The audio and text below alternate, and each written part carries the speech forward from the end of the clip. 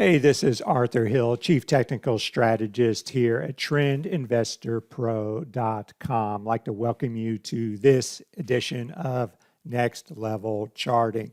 So today we're going to look at the Qs. We're going to quantify the Qs, just how much of an effect do they have on the S&P 500 SPDR. Then we're going to look at some flag breakouts that are occurring, but they're also occurring below 200-day moving averages. So that's a bit of a yellow flag there. The four biggest sectors held up while the other ones were breaking down, but we've got some catch up happening with industrials and finance.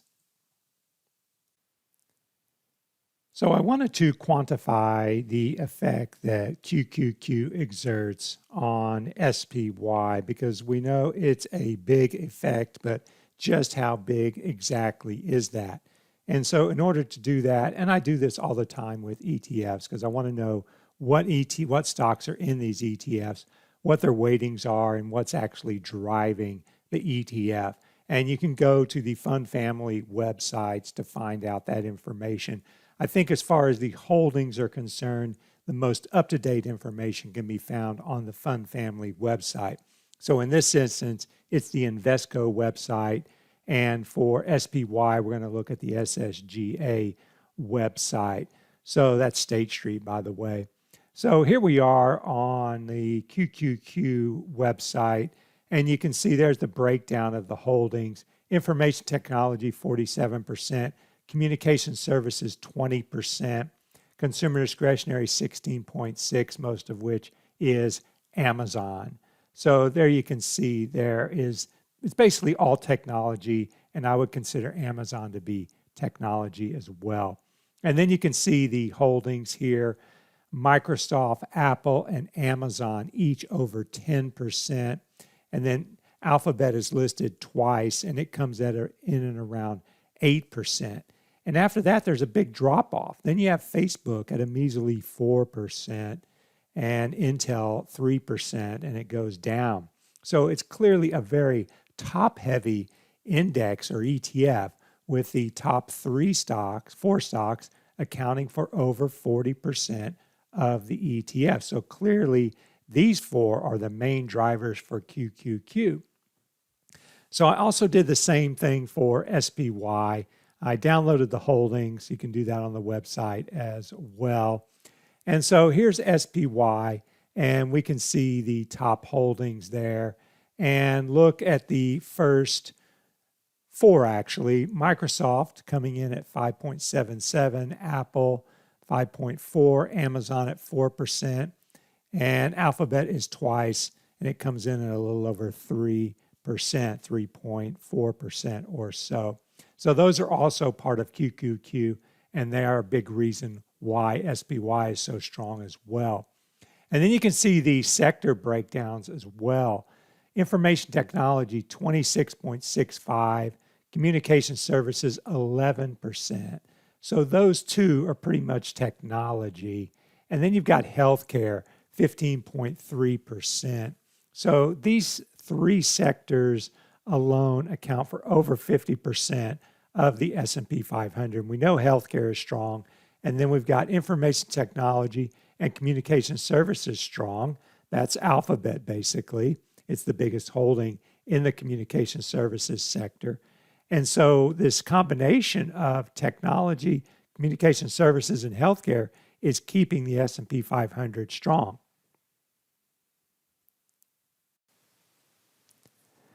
So we can't just, eyeball it and decide on how much QQQ actually affects the S&P 500 SPDR.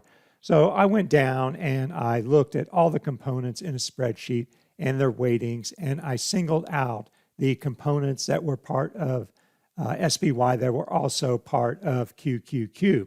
And so it turns out that 82 of the 100 stocks that are in QQQ are also in SPY. And if you add up the weightings of those 82 stocks, it comes to almost 40% of SPY. So you can see that 40% of the weighting in SPY is driven or is coming from QQQ. So that is a big influence. And of course, it includes the big tech titans, Microsoft, Apple, Amazon, and Google. And as I said, there's a big drop off after Google as far as weightings are concerned.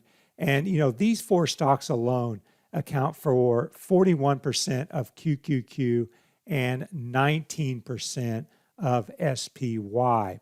So clearly these four stocks, as long as they're doing okay, that's a big influence on the market. And then as long as QQQ is doing okay, that's another big influence on SPY. And that would explain why SPY is close to its 200-day moving average right now, and the equal weight S&P 500 is further below, and small caps are even further below.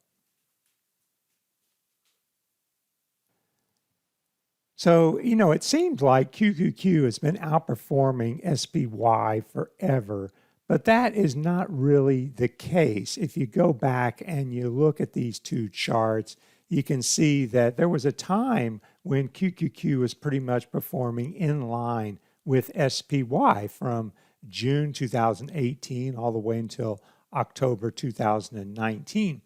And then in November, December, January, February, QQQ really started outperforming. This is the price relative, QQQ divided by SPY. And that relative strength line hit a new high in May, so it continues to outperform.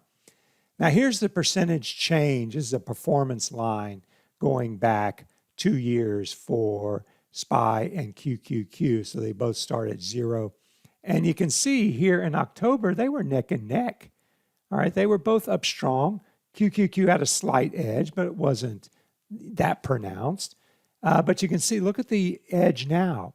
QQQ is up 45% basically over the last 2 years, and SPY is up 16% over the last 2 years. So QQQ has really started to outperform over the last 7 months.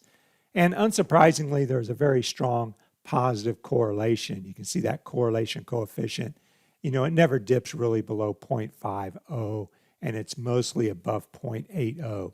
So that means they both move in the same direction, which is not a big surprise there. But, if you want to trade, invest, whatever in SPY, you need to know what's going on with QQQ, and you need to know what's going on with the big four.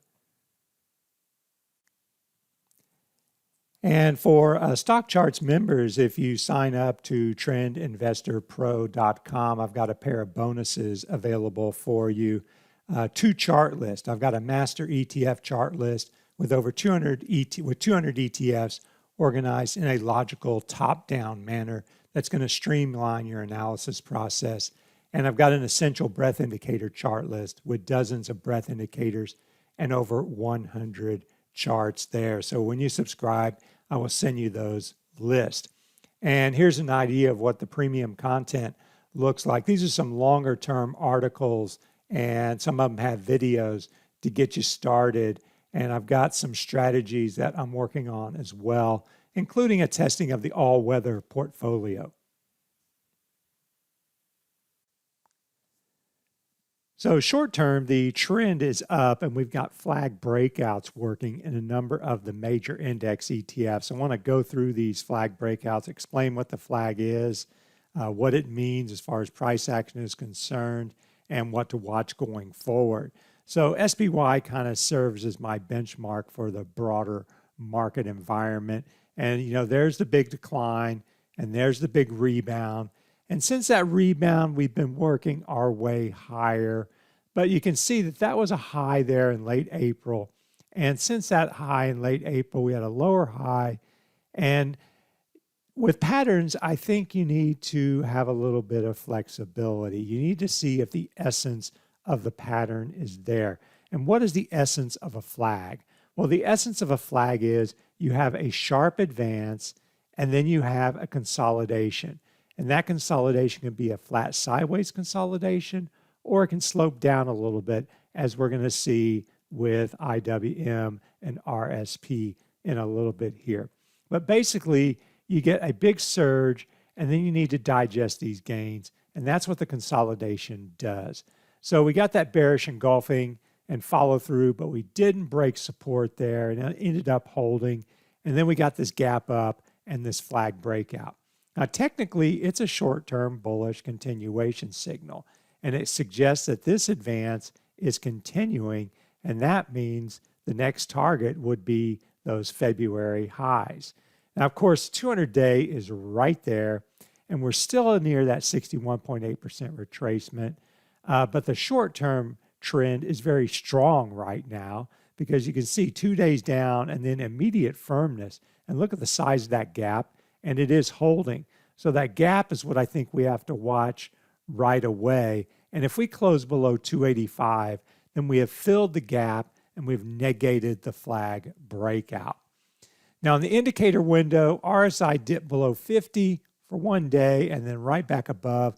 So as long as RSI holds above that low, say if it goes below 49, then that's going to be negative for momentum. As long as it holds above 50, that's bullish.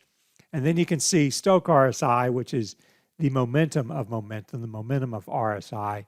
It had a bearish signal there, but rebounded with a bullish thrust with that flag breakout. And so things are back in bull mode short term, and 285 is a level I'm watching going forward.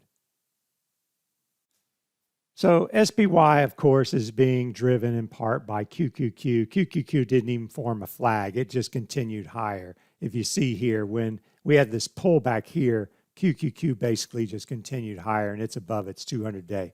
So there's no flag there. But it is positive to see the developments that we're seeing in the equal weight and the mid cap. And I must stress that this is still a short-term pattern. It's not a long-term pattern. We're still well below the falling 200-day for the S&P 500 equal weight. But we have this flag, a breakout. That gap zone is holding, and it's bullish as long as it holds.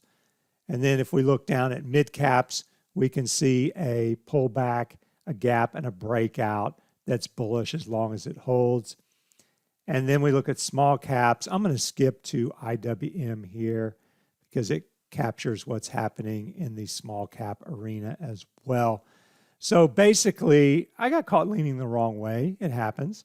I thought that this reversal here and this wedge, and we were starting to get a breakdown there, but immediately firmed those 2 days. And so this wedge did not materialize into a bearish reversal. And instead, we've got a gap up and a flag breakout now. So basically, you have the big surge, and then this flag, and now the breakout. And this gap zone, on all of these, you can watch that gap zone. And if it fails to hold, then we have an issue. But as long as the flag breakout is there first, no worries. The flag breakout would be the low from Tuesday. This is Wednesday afternoon when I'm recording. You'll get it on Thursday. But that Tuesday low would be the first thing to watch.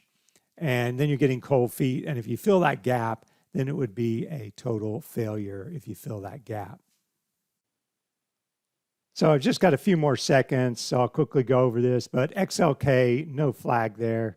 Now you can see XLV, it held the May low. So that was a tell there that the two biggest sectors held their May lows. So that's over 40% of the S&P 500. Throw in XLC and you got over 50%. And it held its early May low with that bounce and moved higher.